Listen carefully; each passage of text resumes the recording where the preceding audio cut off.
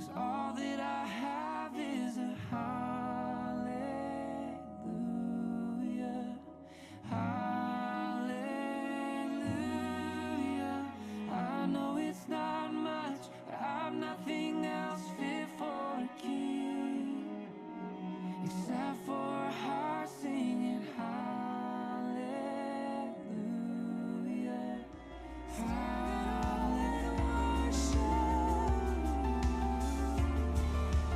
raise a voice and worship, come Lord, the King of Kings and Lord of Lords.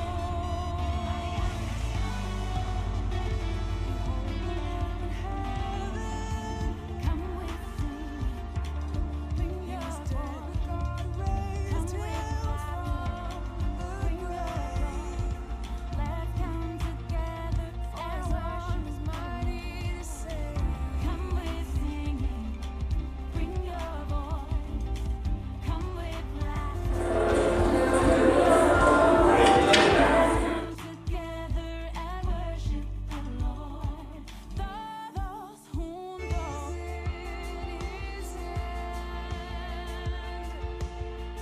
Oh, hail the Lord of every man.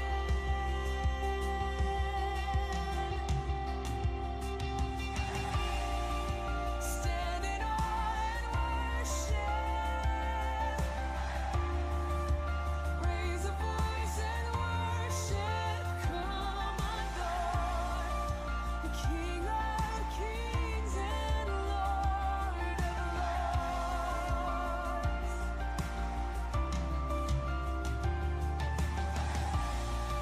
Stand in awe and worship. Raise a voice and worship. Come adore King of Kings and Lord of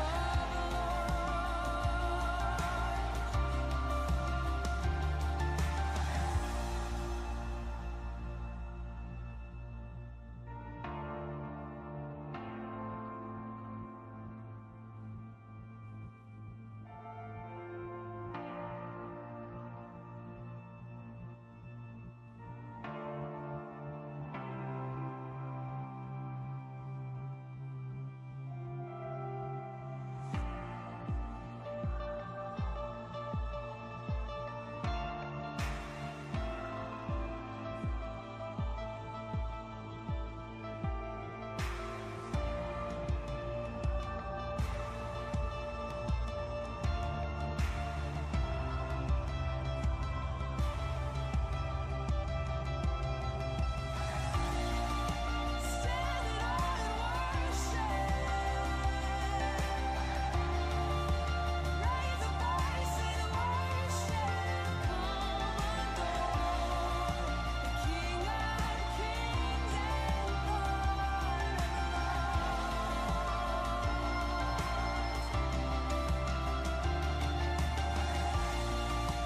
Stand in awe and worship. Raise a voice and worship. Come adore the King of Kings and Lord.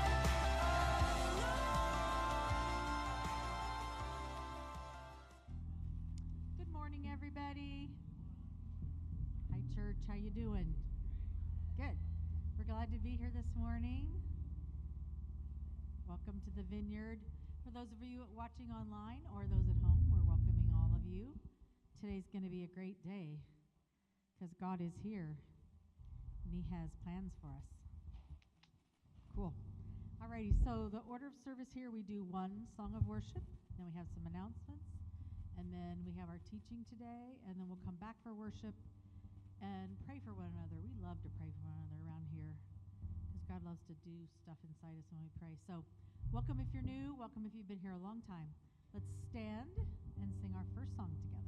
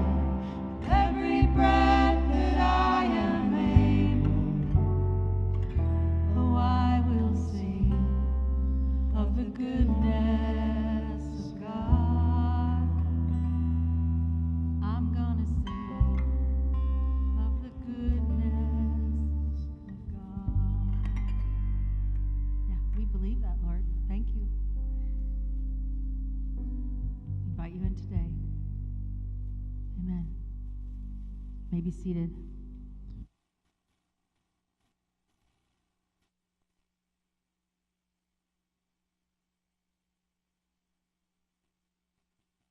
Good morning. Hi, everyone. Oh, everyone's so chill today. Everyone's just sliding on in. It's nice and warm in here. It's kind of gray outside. Well, hello. I am glad you're here. My name is Emily. I'm one of the pastors here at Vineyard, and I am really glad that you came out on this kind of gray morning to join us for worship. And everyone online, too, we're glad you're joining us, too, wherever you are at home.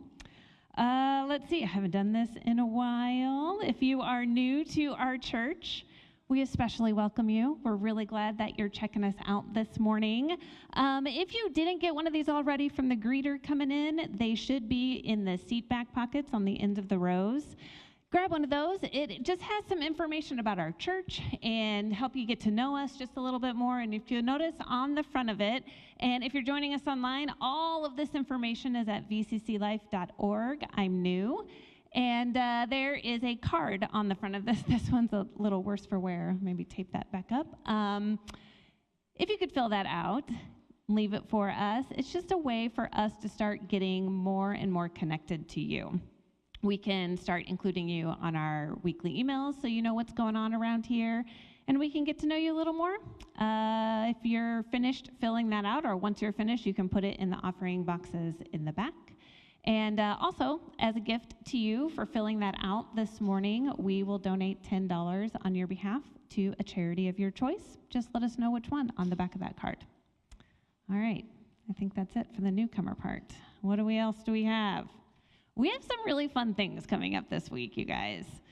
The first thing is that on Tuesday, we're going to do this a little different this year. Tuesday, we're going to decorate the church.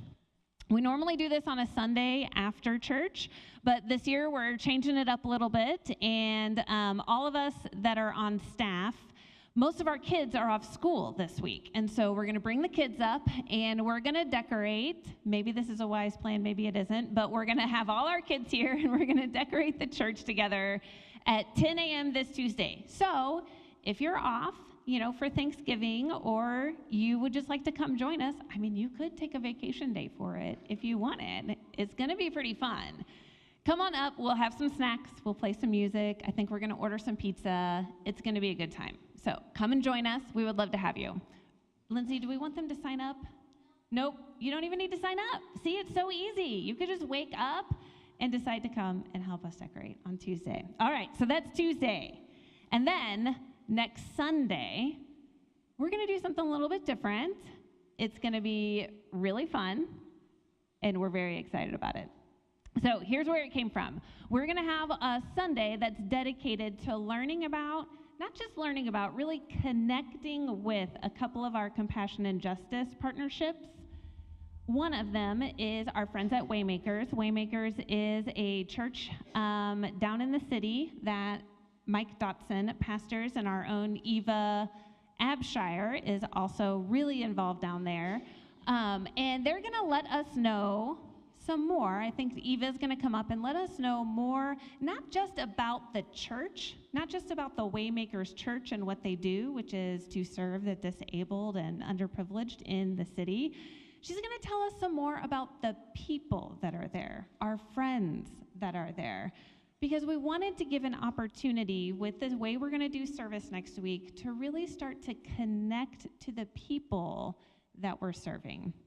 So we're going to do that for Waymakers. We're also going to have Jeff and Shay come up, and they're going to share about the Vineyard Church and School, which every year, these are probably familiar names to you guys, because every year at Christmas time, we do these two outreaches. We do this Waymaker Stuff-a-Stocking, where you can go and sign up to bring an individual gift. They have lists that we've, posted online. You can bring an individual gift to give to one of our Waymaker friends. And then also at the Vineyard School, we sponsor kids to go to school for a year at the Vineyard School. So this Sunday, all that to say, is going to be about not only learning more about that, but really connecting to and learning more about the people that we are serving when we're doing these outreaches. And as an added bonus, we're going to connect with this Waymaker Stuff a Stocking outreach itself by giving some hands-on opportunities during the service and just after to really participate in this. We love doing this outreach every year, but something that occurred to us this year as we were sitting and praying about it was that it's really individual. You know, you go off and by yourself and you sign up and you go pick out a gift and you bring it back, but it's individual, it's on you. And one thing that we really were drawn to was doing something together, to engage in this outreach together. And so we're going to give some opportunities during the service to color some of the bags that we're going to use to give the gifts. And then right after, everybody is going to be invited to grab one of those bags and stuff the stocking yourself with, you know, some different stations out in the lobby. We're going to have lots of instructions. It's going to be really fun. Also, you don't have to. You could come and not do any of those things, and you can still just listen and sit in the seat and do the worship and do all of that. But we would love to just give this opportunity to more people to be able to engage in it and for us to do something together as a body in real time. So that's what we're doing next week. Come prepared. It's going to be fun. Okay. Oh, I didn't even think about it. And, you know, yeah, come on up. Yeah. I didn't even think I'd get to introduce Caleb and David. Is David not? Oh, not yet. Just Caleb. Hi. Caleb is so many things. He's on our board. He's on our pastoral team, on pastoral council, all the things. Worship sometimes. Sometimes. Soundboard. Yeah. So super excited to have a teaching from Caleb and David eventually. Eventually, yeah. So we know what we're doing. We'll get there. Hi, guys. Good morning. We really are excited about next week. So I know some of you guys are traveling for Thanksgiving and stuff. Don't let that stop you from signing up to do one of the stocking stuffers. So it's a great outreach. But yeah, it's going to be different here next week. And we'll kind of switch the order of service too. And it'll be a lot of fun. So hope you can join us. So how are you guys doing? What's going on? You guys all right? Yeah, good. Okay, I got Lainey back there. I always have to play find my daughter every week. So, and you moved. So there you are, all the way back there. You moved to Alicia. Alicia's the best. So, yeah, that's right. So, how are we doing this morning? It is kind of more chill. It is in a minute as well. Maybe not a minute. Maybe give me like 5 or 10 minutes. In a minute, David Stark is going to make his return to the stage here, which is great. Our founding and recently retired senior pastor, and we're going to have a little conversation as we kind of carry on in our teaching this morning. It'll be great, and it'll be kind of more chill because of that. So, but for now, what I want to do actually to start is, we've been in this series called Better Than. This is the 9th week, and it's going to be the last week here. And, we have kind of like skimmed over just like a whole bunch of topics. And they're like, I don't know, for me at least as a teacher, I'm like, every single one of these weeks, I'm like, man, we should do like a whole sermon series on this one topic. We should probably have like more small group discussion on it. We should have some more Bible study and all that. And it's like we're just kind of like skimming over these very, very substantial topics as we go, one after the other. And so from that place, it's like sometimes I've just been like, God, you know what? Are we getting like deep enough? Like, is this, is stuff really like sinking in or not? Like, it just feels like we're on the surface. And what he's just really reminded me is really of this prayer that I'm so grateful for that Danielle introduced to us out of Psalm 86 that we've been praying for all these 9 weeks. We started out doing it. We've been trying to pray it as often as we can. We still have little cards back there if you want to take one with you. Just remind you of it. And the reason I'm so grateful for it is because it's this sort of prayer that really holds together what God is doing in our hearts, like in our lives. And what I mean by that is you can't always tell what God is doing in you, like in real time. You can't. Like sometimes it's just sort of imperceptible. In fact, sometimes you might feel like, man, I I haven't really felt God, or I don't see how I've changed at all, in all this time. I've been doing these things. I don't, like sometimes like day to day and even week to week and sometimes even month to month, you can't really tell. But what I've really seen over and over again in my life is over the long term, when your heart is postured in the direction of a prayer like Psalm 86, that is a prayer that God will answer all the time, every time. And he does it again, sometimes imperceptibly, but he will do it, right? So that's one of the things I love about this prayer. So we're going to pray this together. We'll say it out loud one more time here in our series. And then I'm going to just give us about 30 seconds of quiet, and then I'll pray for our time, and then we'll get started from there, okay? You do that with me? So here's Psalm 86. Teach me your way, O Lord, that I may walk in your truth. Give me an undivided heart, that I may fear your name. I will praise you, O Lord, my God, with all my heart. I will glorify your name forever. Amen.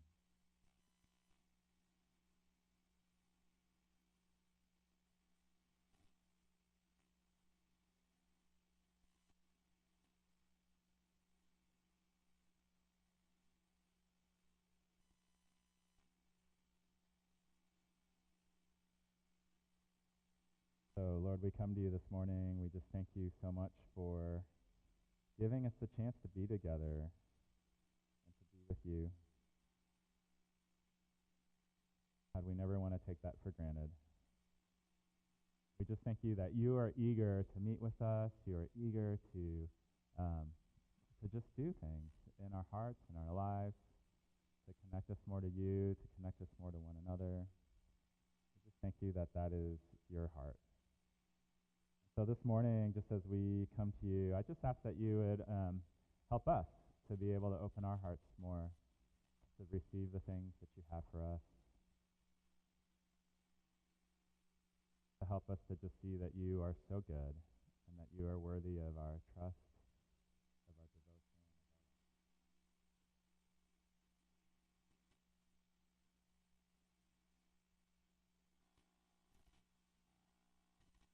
I remembered the giving slide. Thank you. That's actually, I deserve a merit badge for that. I just want to say that. This almost never happens. If you want to give, vcclife.org/give, and offering boxes are in the back. So, who knows what that is? The Jetsons. Very good. I actually, I did not hear this at all, but apparently they're doing some kind of reboot movie thing coming up. Has anyone heard that? Yeah, I know. Those things never turn out well. It's a terrible idea, but since we completely lack creativity nowadays, we just have to keep trying to reboot things. But that is the Jetsons. I'm imagining that our younger folks in here have no idea what that is. I don't know. Can somebody explain what the Jetsons? You definitely don't know what the Jetsons are, do you? I need to watch it with you. Maybe. I don't know. Yeah. What's somebody give me like a one sentence? What is the Jetsons? If you remember, a modern space age. There we go. Duh. Actually, I didn't see you behind Zach there, Emily, because Emily. If you ever want to know what a show is like, she's got the sayings down. Yes, the Jetson, and right, all that stuff. There we go. Yep, we're starting this thing. Yeah. The Jetsons came out originally in the 60s. I don't know if you know that. That was the original. And then it was really most of you are probably familiar with it in the 80s when they had most of their episodes. And yeah, they were set in in space. They all lived in space. We don't know how we got there, but they all kind of hung out flying around in these little space mobiles. And a big theme of it was about how they would have just so much more leisure. They had robots. They had what was the robot's name? Rosie. There we go, Rosie. So they had Rosie in their house, and so Rosie did everything for them apparently. So it was pretty great. And there's this. I found in Wikipedia this statement here, which I just thought was great. So I'm just going to read it word for word here. It says, George Jetson, that's the dad there. George Jetson's work week consists of an hour a day, 2 days a week. Jetson commutes to work in an aero car with a transparent bubble top. You can see it there. Daily life is leisurely, assisted by numerous labor-saving devices, which occasionally break down with humorous results. Despite this, everyone complains of exhausting hard labor and difficulties living with the remaining inconveniences. So I thought of the Jetsons because what I observed, right, just kind of thinking back over time, especially like in the last, I don't know, maybe since like the Industrial Revolution, maybe since like the advent of computers, technology, right? Like there's all this pace of change, and there's always kind of this promise that we're going to have more time, right? Things are going to get more efficient. We're going to get more done. We'll just be able to have more freedom, to just be able to do whatever we want to do. That was just so much. I don't know, so much of what I grew up with, thinking that would be the case, and like shows like the Jetsons kind of reinforce that, right? As technology keeps going, we're just gonna get all this time. I think we've mostly soured on that idea, probably, right? We have AI coming out right now, but nobody's like super, hopeful that AI is gonna like change everything for the better. Mostly, I think people are worried about how it's gonna mess things up and like take over the world or take jobs away and things like that, right? But there has historically always just been this idea that maybe as we progress as a human race or something, that we're going to end up with more time, right? And it's an interesting thing, right? We want to be able to have more time, don't we? And so, we've been in this phrase here as adults I say a lot, right? It's like, anybody feel this way? I need more time. You ever said that before? How many times have you said that this morning? So, anybody? I was thinking about how like I was running 5 minutes behind this morning, which I always do. I know, it's just shocking. I am 100% of the time 5 minutes late. But like not every 5 minutes is created equal, right? Like the 5 minutes that I was running behind this morning would have been really nice to have in a different way than other 5 minutes are. And so we are in that space a lot of times. Or really, maybe you don't feel exactly like I need more time, but you may have thought of something like this, that I wish time would fill in the blank, right? You're sitting in class, exactly. You're sitting in class, you're sitting in the DMV, something that's boring. You're like, I wish time would speed up. Or maybe you're doing something you really love. You're at the beach, you're on vacation. Man, I can't believe how fast this is going. I wish time would slow down, right? Or I wish I had more time for this particular thing or that particular thing or less of this, right? I mean, there's always this kind of, you see what I'm saying, right? Like there's always this kind of sense that time is just kind of not within our grasp in the way that we want. And I think the reason we feel that way is because it's true, right? Time is this thing that goes on at its pace no matter what. Each second, each minute, each hour is going to be passing no matter what you do. And, we've been going through in our series, we've talked about a lot of things, right? We've kind of framed a lot of these themes in the terms of how, in the series has been about Ecclesiastes, how it's not godless, but it is gospelless. And let me come back to that in a second. We've talked about how Jesus is better than smarts and pleasures and wealth, doing the right thing, your dream job, and even just life itself. We've talked about all these kind of themes that we see out of Ecclesiastes. And one thing that we could say about time, as we kind of wrap it up, is that all of those things sort of happen in the context of time. They all do, right? If you think about it. And the other thing that we could say about it is that with all of these other ones, there's kind of varying degrees where you would say, like, well, maybe like with wealth, that's not something that I necessarily struggle with as much. We talked early on about how we have to wrestle with these things, right? Yeah, but wealth isn't necessarily a thing. Or like pleasures, no, I don't necessarily wrestle with that as much. I know Jesus is better than that. Or, you can kind of just pick your thing, and it's like kind of varying degrees with everybody. But I think that every one of us, for sure, struggles with time to some degree or another. My time, and what is it that God, how is it that God's given us time? How do we spend it, right? All those kind of things. And so that's what we want to spend a little bit of time talking about this morning with David. And I just want to go back. I guess I put these out of order the way that I should have. I just want to remind us of this, right? That we've talked about Ecclesiastes as a wrap-up here, that this book in the Old Testament has kind of given us this view of wisdom. It's given us these ideas of what the world is like, and it's really kind of laid out reality in a lot of ways. Often in a depressing way. I think every teacher has kind of joked about how whatever reading sounds depressing. But it's not godless. Like, he knows that God, he's operating within a worldview that has God, that puts God in this position of authority.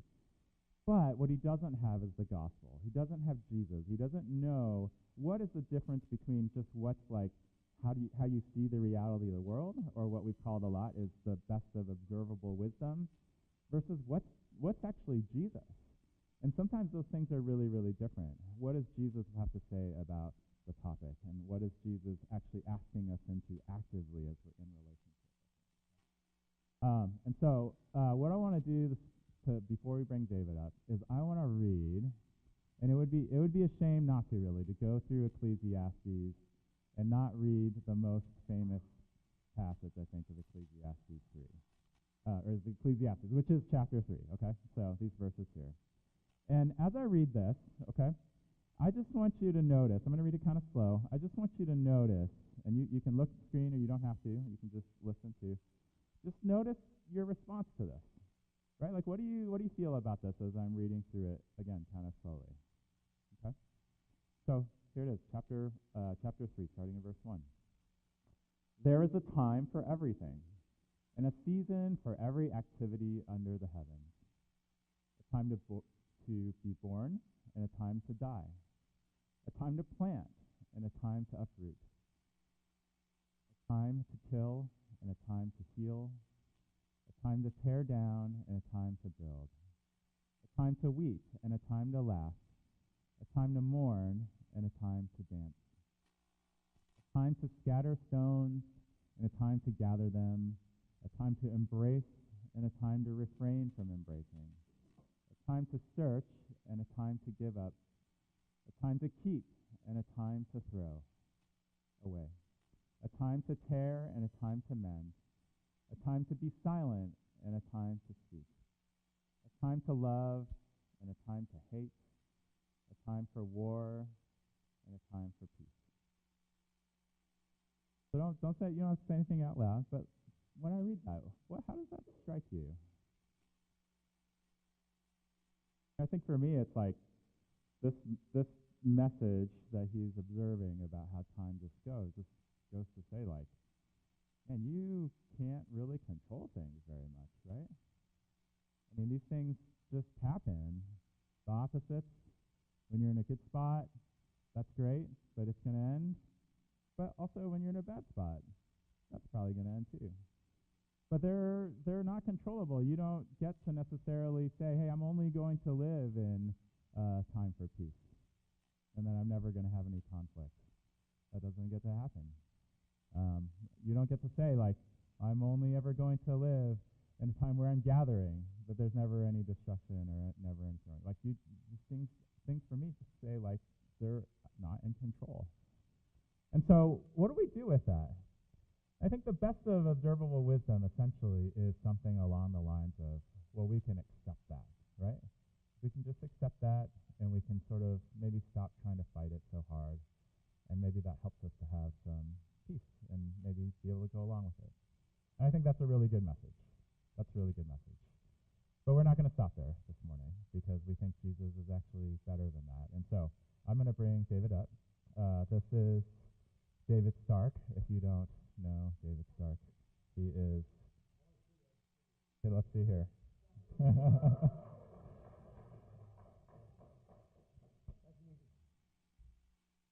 David retired, quote unquote. That's right. No, well, we did stop paying him, so in that sense, He is definitely retired.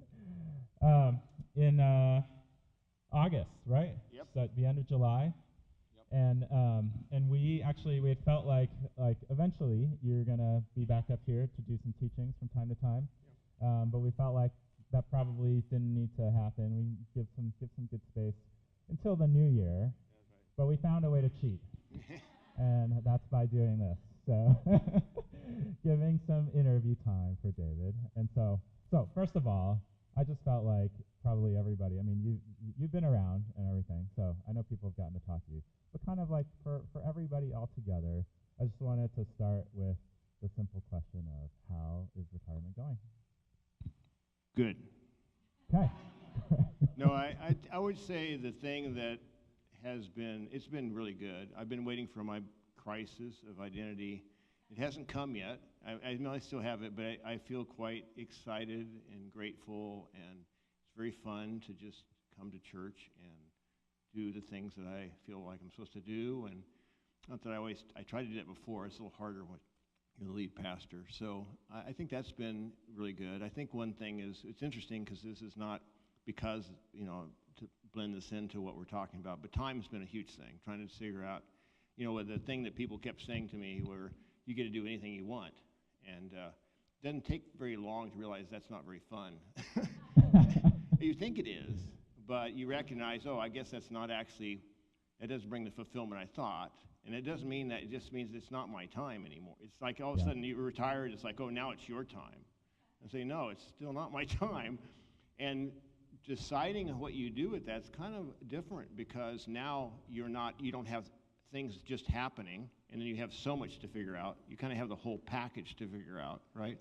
And so that's been really interesting. And the other thing I'd say is that I've been amazed at how God is working and directing me through more desire than burden. And how to describe that. I think most of my time was I'd have a burden, I'd ask God what to do about it, and I'm not saying God doesn't lead that way sometimes, and then I would do those things, and I would feel God's presence, but now it's more like, well, what would you like to do? And I think, well, what do you want me to do? And so that's been very odd to try to figure out how I bring desire into being led more, which I think he's probably always wanted, but now I have space to really think about that. So those are the things going on. So it's good. No, that's good. No, that's a great lead-in. So we've been doing a New Testament passage, something with Jesus, every week as we go through the series. So that's a great lead-in to our passage for this morning, which is familiar to a lot of people. This is out of Luke 10, okay? So we'll just read this real quick together, and then we're going to ask David about it, all right? So this is Luke 10. It says, as Jesus and his disciples were on their way, he came to a village where a woman named Martha opened her home to him. And she had a sister called Mary who sat at the Lord's feet listening to what he said. But Martha was distracted by all the preparations that had to be made, and she came to him and asked, Lord, don't you care that my sister has left me to do all the work by myself? Tell her to help me. Martha, Martha, the Lord answered, you are worried and upset about many things, but few things are needed, or indeed only one. Mary has chosen what is better, and it will not be taken away from her. So just as we look at that story, David, so in this not really teaching. But what do you see? You stop me if it starts going that direction. But what do we see in that passage as it relates to time? Well, I've taught on this passage a lot, and most people are familiar with it, and some of you are like, I'm Martha, and I'm mad too, or whatever, or other people think I'm, but I really think as kind of backing away and re-looking at this with the concept of time that was happening, I think is really a great way of looking at this. And what I noticed in this is that I just could understand, what this is. He's not rebuking Martha like, you're an idiot. It's like you're picking good things, but there's a better thing you're missing. And he's just really compassionate about this. It's not like a strong rebuke. And so it's like, but there's a better thing than what she was doing, and he was showing that. And I think as I look at that, I guess that there's lots of ways you could go with this passage, but the thing that stands out to me the most is, I used to kind of think, I've been the Mary, mainly because I don't cook, I guess. But I didn't know how to relate to. But really, what I relate to is what was happening inside of Martha, right? And that's what I kept thinking about, like, what was going on in there? You know, you can imagine having Jesus over and, you know, it's great, Jesus is coming. I mean, how you'd be like, this is going to be a good night. It has to be right. You're a hospitality person. You're getting things cooking. And so you have an image. You have expectations of what's going to take place. And as it starts happening, you realize you're running behind. Maybe you spill something. Something doesn't work right. And I could just feel inside of what she started feeling like. Like, this is my plans aren't happening as I expect. And then after a while, you realize I'm behind time. And then you happen to notice Mary, and like the expectation was, well, you were going to help me, weren't you? Probably didn't even maybe discuss it. I don't know. Yeah, I'd spoken maybe. I don't know. And but either way, it's like I'm getting a little ticked here. So to the point that she kind of comes out and makes this pretty big thing, and so she's pretty elevated, I think, internally. And I thought, boy, I can relate to that feeling, right? And so that's where I feel like that was where I really understood what it was. It wasn't so much that this was the right thing. So every time you walk in the house, Jesus walked in the house, you go to his, you know, it's not some rule. There was something happening here where Martha was seeing through a lens that Mary was not seeing through. She had a paradigm that was so unique compared to Martha, and Jesus affirms saying she's seeing time correctly in this moment. And as I thought about that, I thought, well, that's really the spot where I realized that, you know, when we see, how do we see time, and how do we see it in a way that's eternal, the way God is seeing time? And that just caused me to just think more about what was going on inside of her. Because here's what she knew. The way she was seeing time took her to pulling away from God and people in some way. You could feel the frustration, and it took her away. And Mary was right in Jesus' presence. And so in my mind, I realized the way of this way of looking is just a kind of unique way of looking at time. Yeah. And so. Yeah, it's really, I mean, like you said, it's like there's two different paradigms, right? Like how would you describe what the two planes are, or the two paradigms? Yeah, because I think, you know, some people could look at Martha and say, I'm just like her, I'm not like Martha. But the issue becomes that you have certain ways that you want time to go. Like if you came here, you're hoping it goes this way and not another way. And you're hoping it will be this experience, not another experience. But then I started taking that kind of further out. But see, the reason I relate to him, I have people who know me, I have a lot of thoughts of how it should go. Yeah. I do it really calmly, but I have a lot of opinions on how it should go. How's it going so far, do you feel like? It's okay, but I'm still critiquing it. So, so the reality of it is, but that's kind of like on everything. Yeah. So I want, and I think that's not just, maybe I'm more aware of it, I think everybody does, right? So I've had times where I've had this thing that I've really sincerely planned for good, like really thought it out and came up with my plan for this time. And it did not, have you guys ever had that? And it goes the other direction after all this effort put into this time, and it goes sideways, or it's a horrible vacation. And everybody asks you, how's your vacation? Oh, it had some good points. And then you think, it was really exhausting. So you can take it on big scale, but I actually started realizing you can actually think it on a really minute scale. Like, how many times do you get up at a good spot, and by the time you get to work, the traffic has made you ticked, or something happens at work, or your boss says this, or this situation happens, and all of a sudden, the time is not going as you wanted, or you're behind, or you realize that the clock is ticking, and so internally you're just, and so it's like we find ourselves always thinking, okay, I got to manage time now so I can have more of the good and not of the tension. And so Martha, I'm going to go in there and change the situation, and we're going to change this time here, right? And I think the difference is if you're looking at time in that way, you can even kind of get better at managing, but you often find yourself not being fulfilled in that even. You're just managing, right?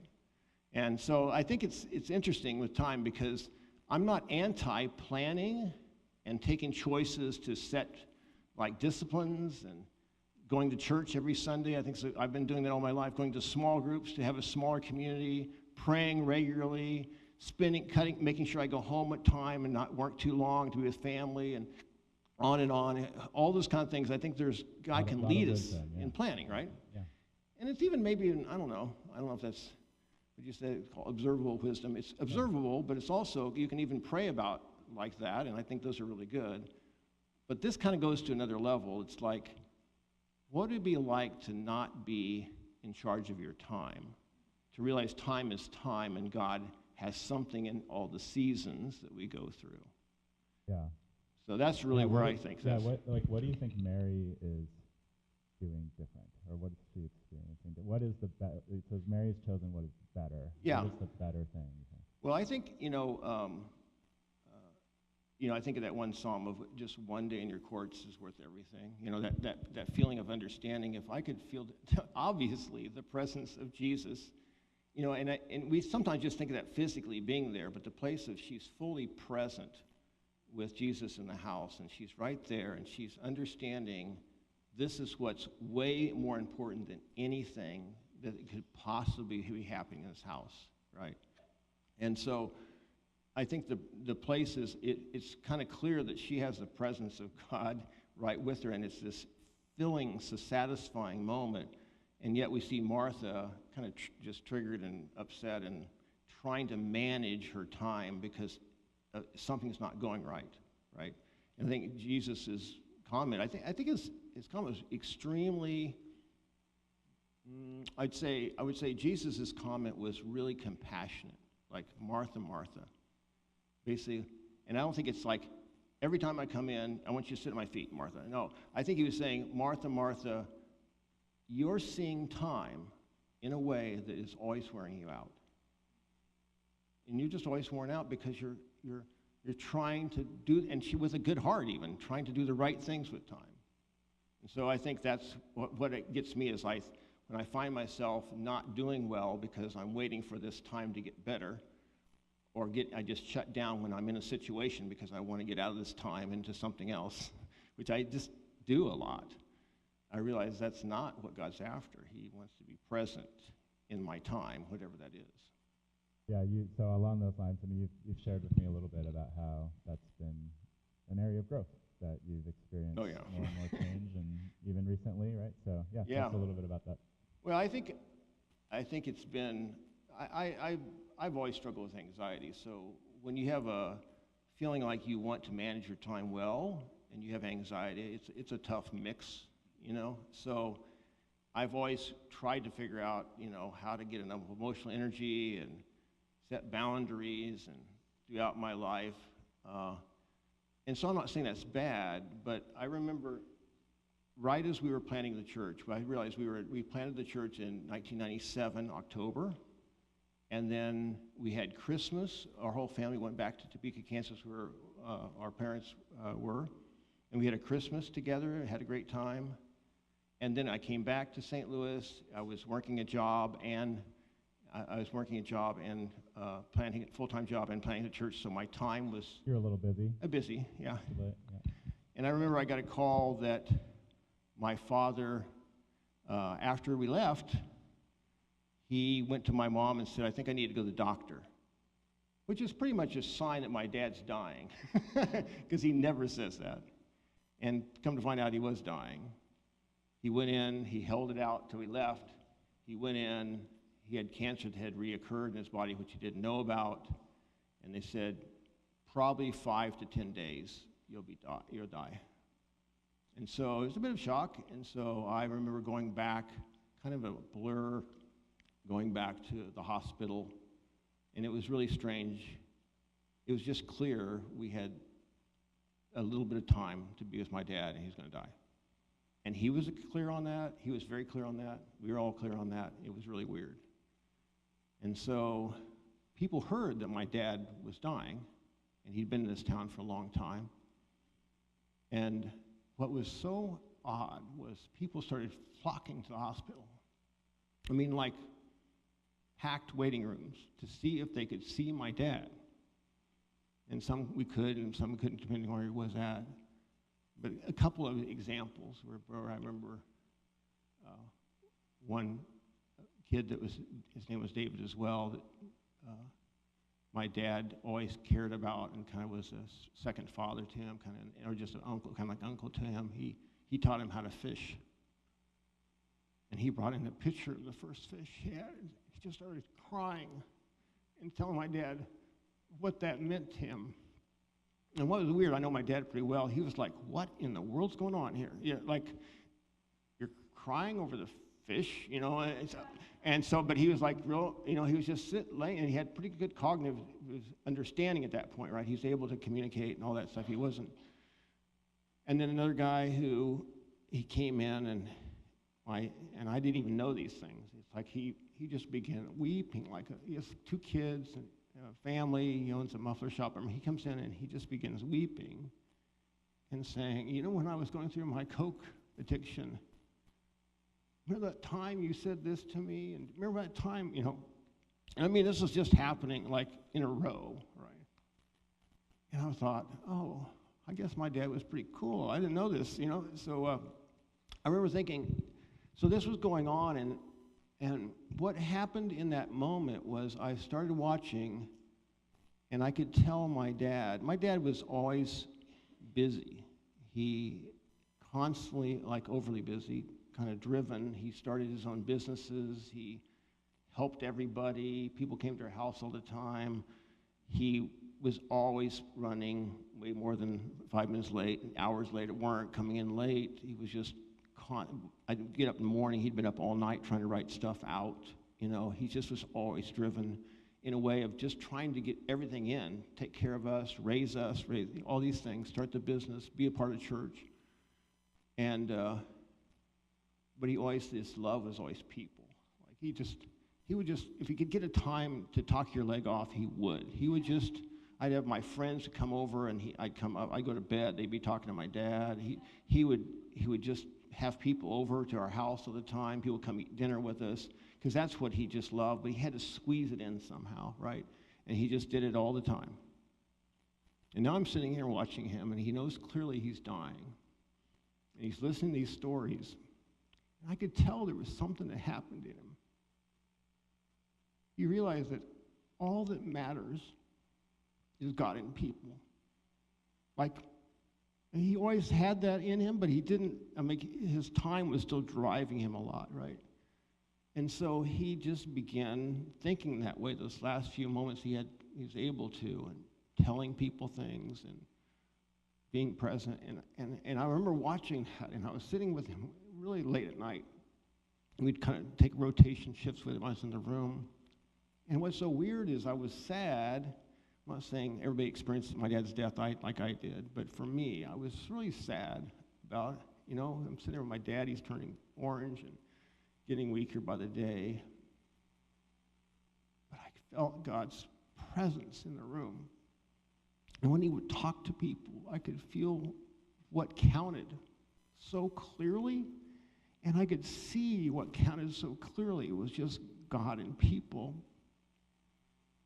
And I remember thinking, I've never heard God audibly, but I've had some close ones. It's like this voice came to my head so clearly. And this was one of those times. And I felt like really clearly God said, don't forget this. This is it. And from that point on, it's kind of saved me. Because in church planting, it's insane. So church pastoring's insane, but church planting's insane on top of pastoring.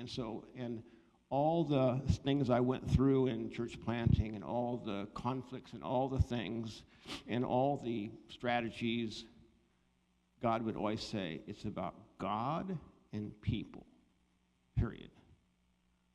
When you get to the end of your life, you will see what's important, and it's only God and people. Because, see, God and people are the only things that are eternal. Everything else goes away. And so I think that has been something that has always been there.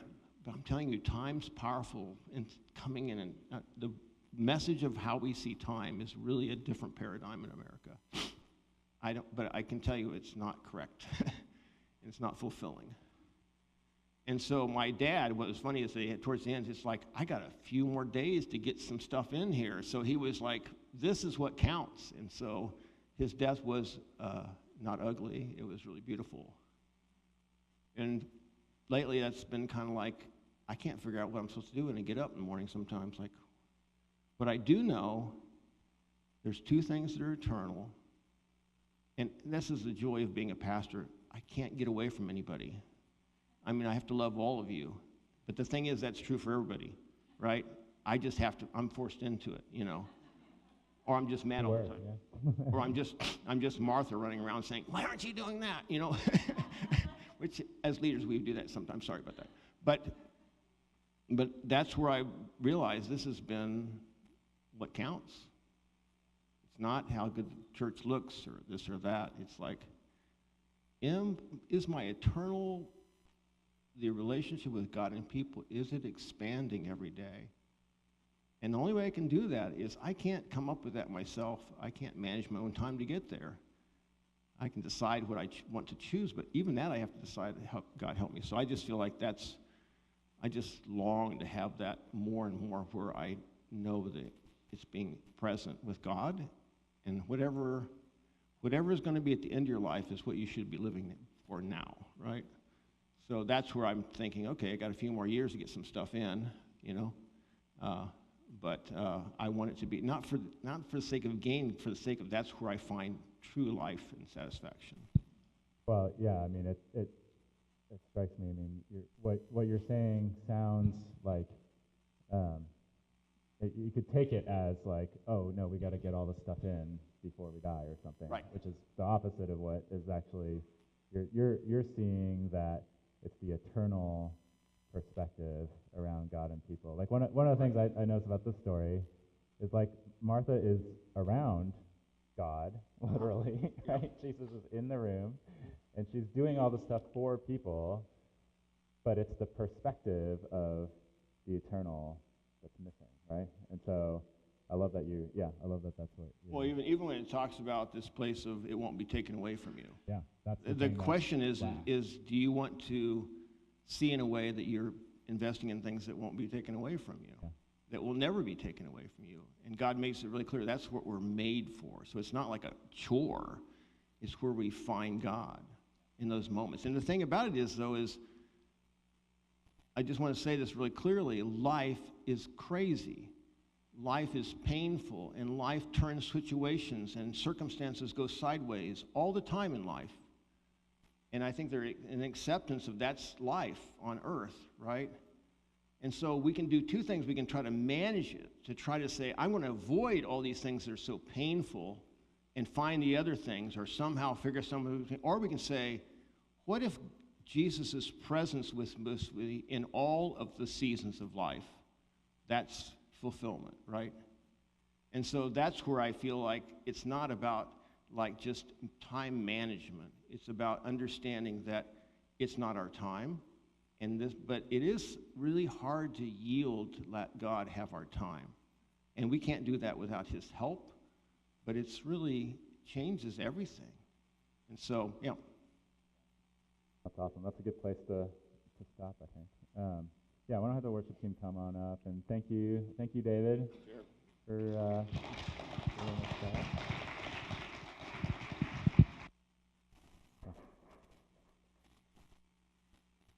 I think I've got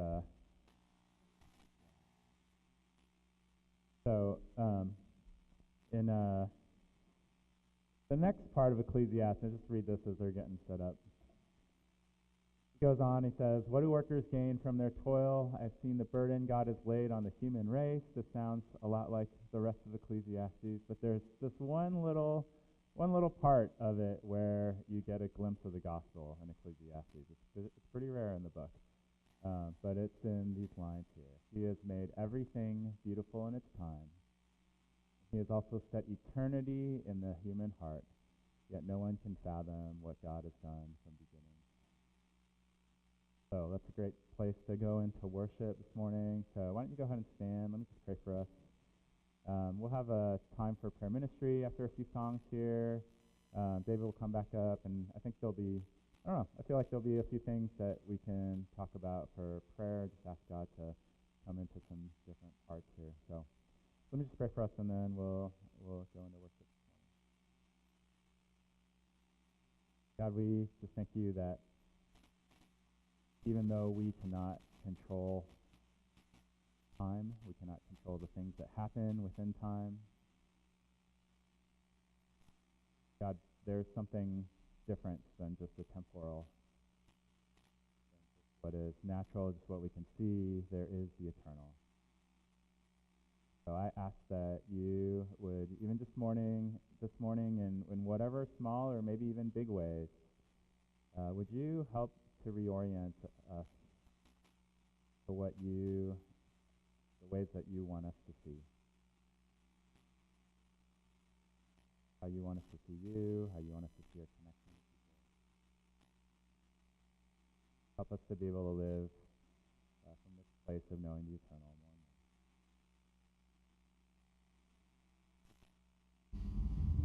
more. As we get started, I was sitting there thinking, like, I definitely know what it feels like to be Martha and being like, yes, I am worried about and upset over so many things. I really could see those lines. So many things. And we're about to come into a season of so many things. And what I found myself thinking was like, maybe it wasn't that easy for Mary. Maybe it wasn't like this super simple decision at all, you know? I mean, when we're sitting there with the so many things, the real difficulty in that is knowing, when you know that you can stop, you feel that tension, you feel all of this anxiety, or you feel overwhelmed, there's a space of knowing that if you do choose to stop and rest with God, even to just find out in that moment, do you have something else for me right now? You know, we know, there are so many things in that worry bucket or the things that will not get done. Not we can manage it and get it in later, but that we're actually choosing to completely let that go. And in some respects, some of that stuff dies, right? We let it die.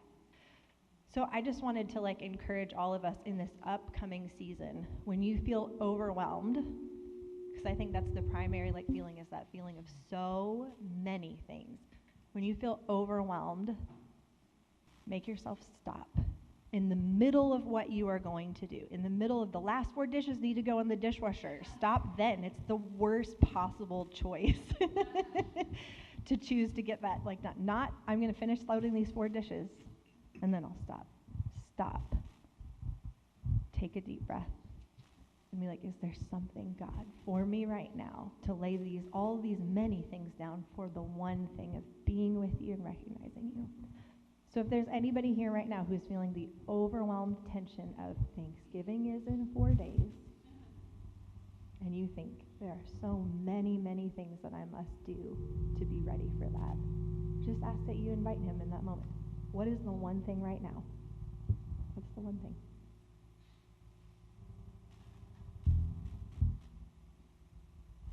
Let's make him our one thing right now to worship.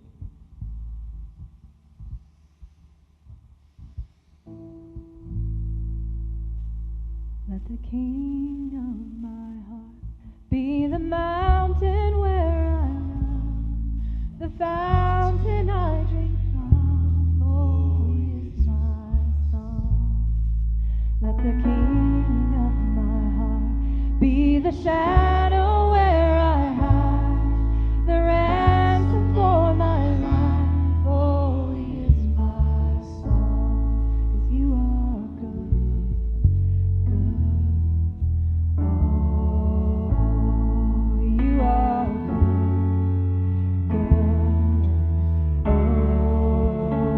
oh, you are good,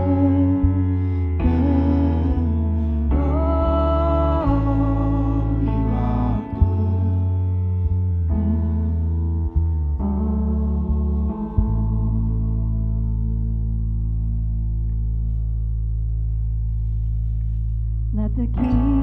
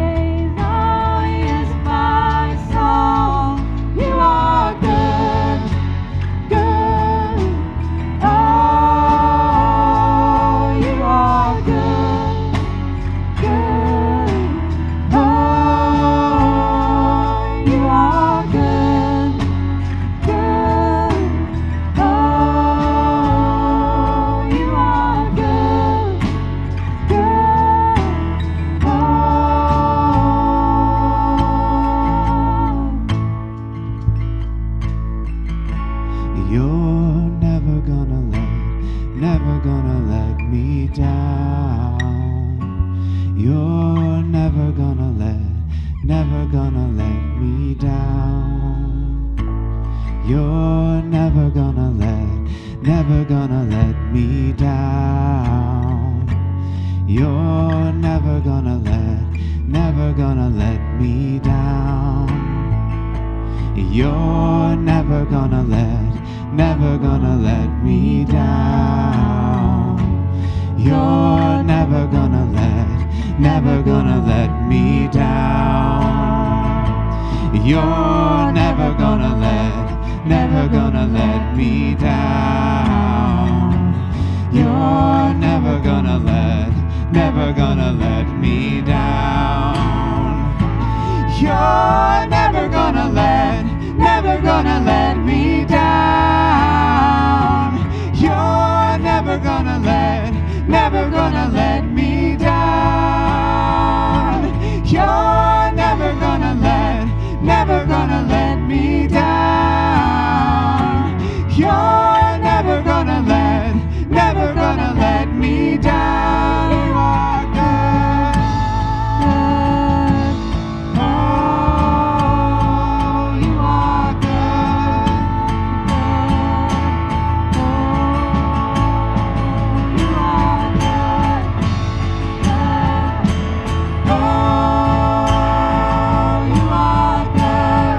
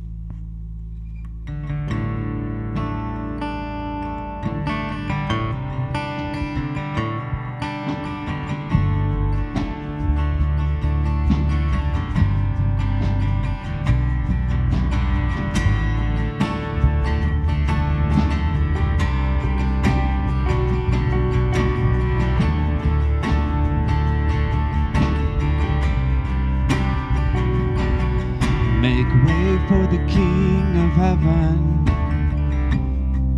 He is rising like the sun.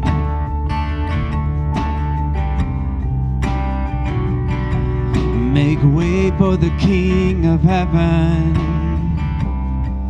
He has come to meet with us.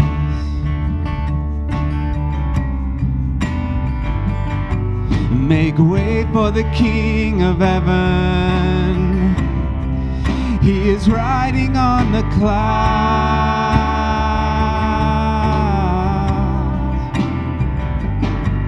Make way for the King of Heaven.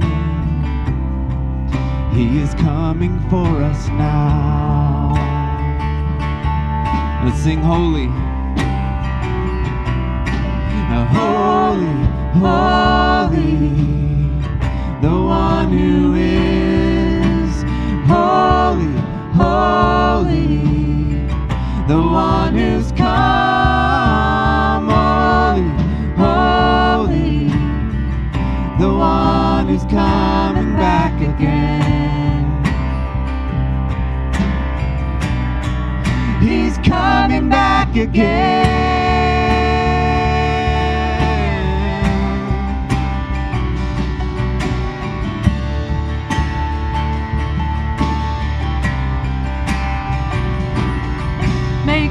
For the King of Heaven, He's coming for His bride.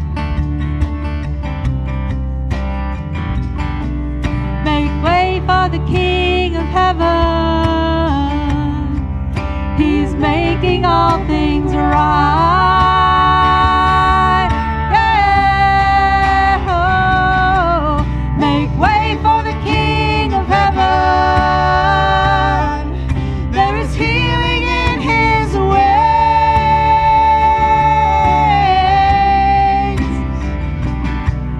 Make way for the King of Heaven. For His kingdom and His reign.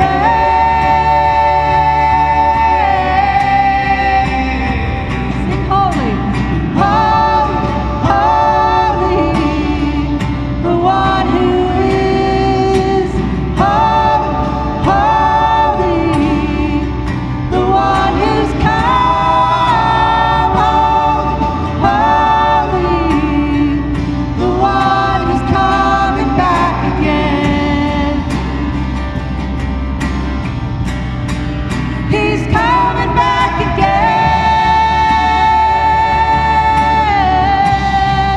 He's coming back again. He's coming back again.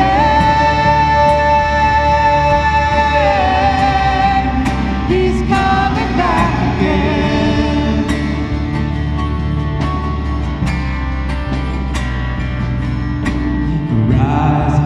Rise up, it's the song of heaven. Rise up, join the song of heaven. Rise up,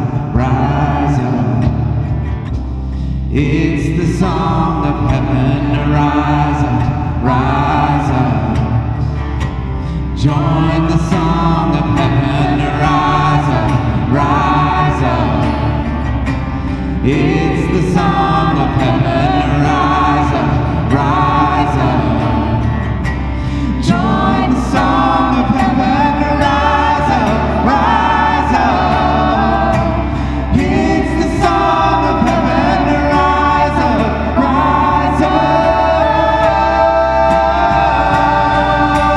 holy, holy, the one who is holy, holy, the one who's come, holy, the one who's coming back again. Holy, holy, the one who's come is holy, holy, the one who's come, holy, the one who's coming back again. He's coming back. He's coming back again. He's coming back again. He's coming back again. He's coming back again.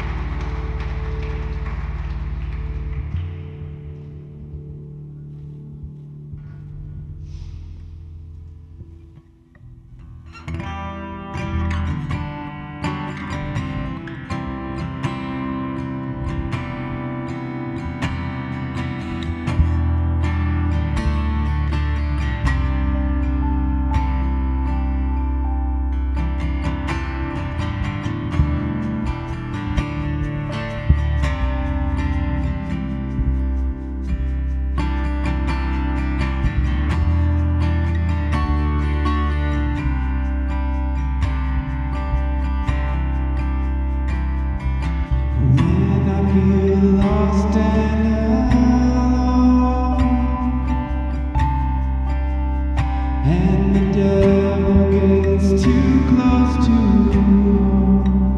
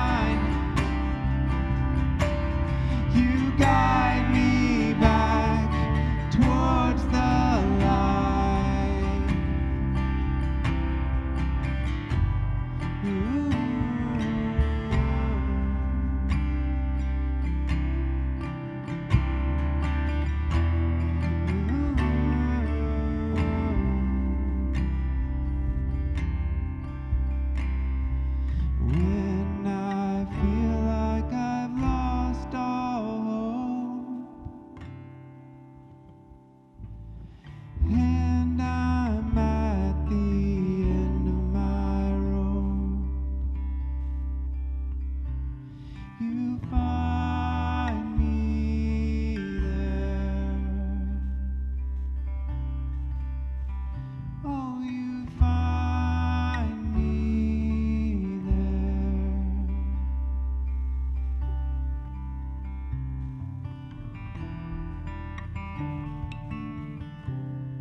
But that's true, right? God can meet you, He wants to meet you wherever you're at. And we love to pray for people. You can get prayer for anything. In a room like this, there's lots of things going on in everybody's lives, so anything you want prayer for at all, I'd love for you to come up. But in particular, something along the lines of this morning that struck, we'd love to pray for you for that. And one thing I knew coming in here, I'm not going to try to explain a whole lot about this, but if just the topic of Sabbath for you is something that God's been talking to you about, that's something that you feel like He's been touching on. It's okay if it's not, but if it is, we'd love to pray for you. Feel like maybe the Lord has something. David?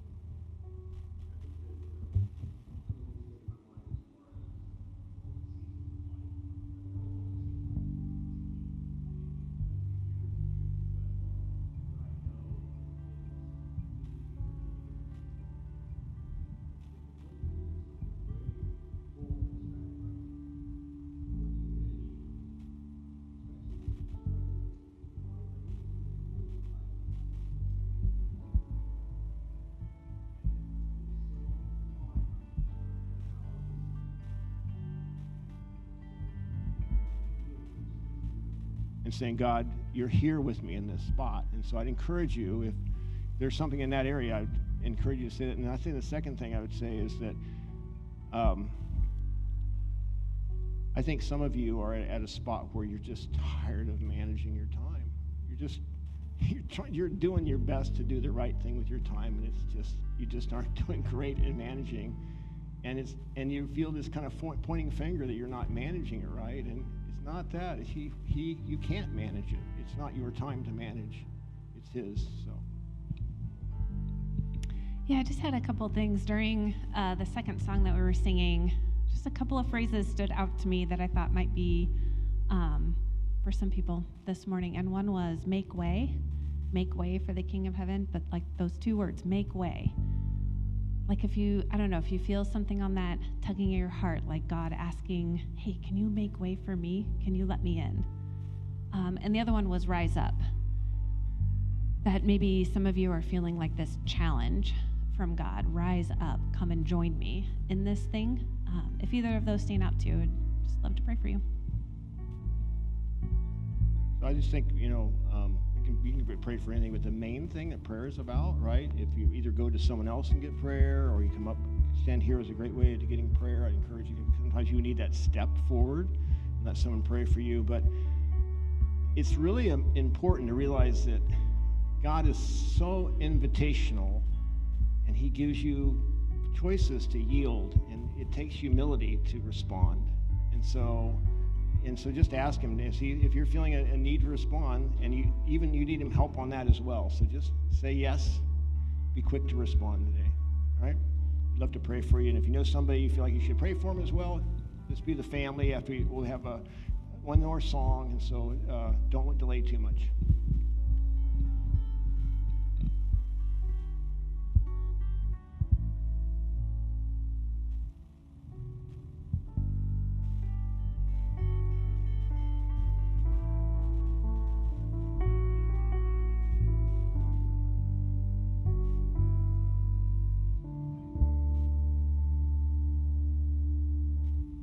All the saints and angels